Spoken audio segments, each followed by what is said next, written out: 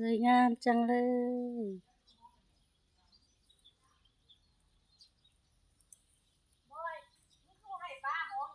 บอลสีของเราสวยงามงามงามพี่น้องเอ๋ยสอนเด้สอนเด้งามกำลังแตกหน่อแตกใบสวยงามมากเลยจ้ะสวยงาม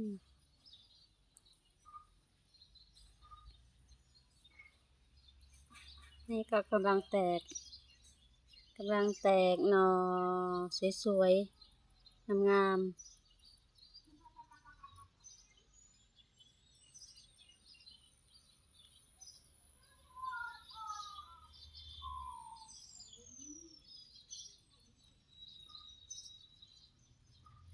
สวยงาม